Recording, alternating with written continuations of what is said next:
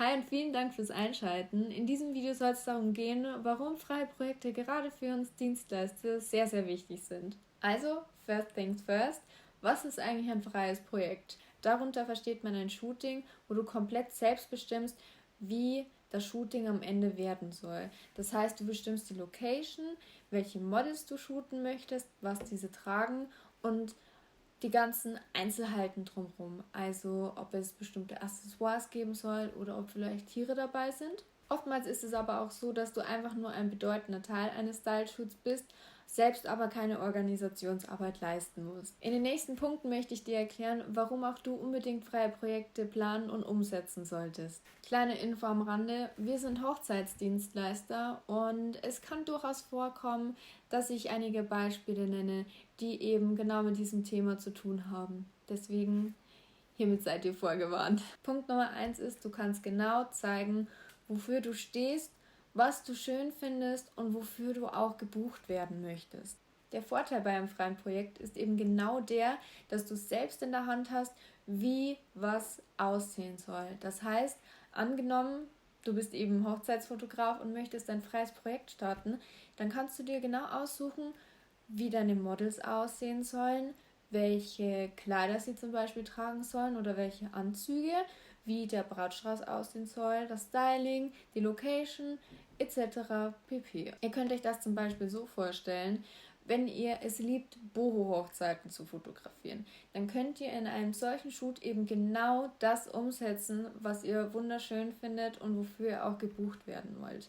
Denn gerade Boho- und Vintage-Fotografen fahren jetzt nicht gerade auf die klassischen Prinzessinnenkleid, Kutschen, Schloss, Hochzeitsträume ab. Wenn eure zukünftigen Kunden eben genau das auf eurer Website und Social Media sehen, dann werdet ihr gar nicht erst für diese Schlosshochzeiten gebucht, sondern eben für die schönen, leichten Boho- und Vintage-Hochzeiten. Der nächste Punkt ist, gerade wenn du zum Beispiel frisch in deine Selbstständigkeit startest, ist es der perfekte Augenblick, um zu üben oder um eben auszuprobieren, was gefällt mir überhaupt. Gerade dieser Punkt ist für Fotografen sehr, sehr wichtig, denn oftmals ist es so, man entscheidet sich dafür, ja, ich möchte Hochzeiten fotografieren, aber ob mir wirklich jeder Stil von Hochzeiten gefällt, sei dahingestellt. Bei uns ist es zum Beispiel so, dass wir ganz am Anfang unserer Selbstständigkeit jede Hochzeit fotografiert haben,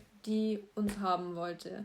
Das heißt, da war eigentlich alles dabei, wie von der besagten Prinzessinnenhochzeit zu der sehr klassischen Hochzeit im Standesamt mit sehr schlichten Kleidern, aber auch die bayerischen Traditionshochzeiten waren dabei. Falls da eben genau das nicht dabei war, was du aber unbedingt fotografieren möchtest, dann mach ein freies Projekt und probiere dich einfach aus. Und um nochmal auf den Punkt Üben zurückzukommen, es ist vielleicht oftmals so, dass man gerade am Anfang noch nicht 100% mit seiner Kamera zurechtkommt. Vielleicht hat man aber auch ein neues Modell und möchte erstmal Erfahrungen sammeln. Wie arbeite ich damit? Welche Unterschiede gibt es zum Beispiel zu dem Modell, mit dem ich zuvor gearbeitet habe?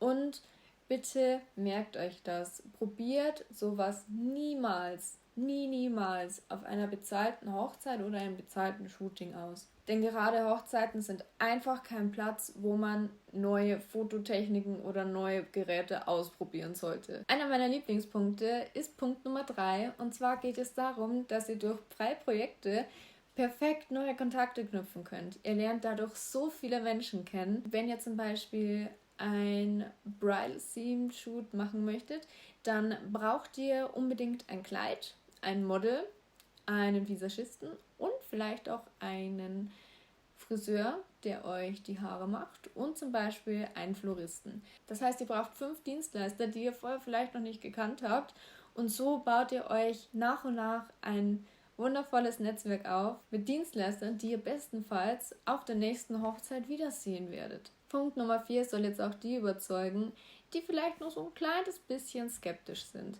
Und zwar geht es darum, dass es eigentlich eine absolute Win-Win-Situation für alle ist. Das heißt, ihr investiert etwas und daraus erschließt sich, dass ihr aber auch etwas dafür zurückbekommt.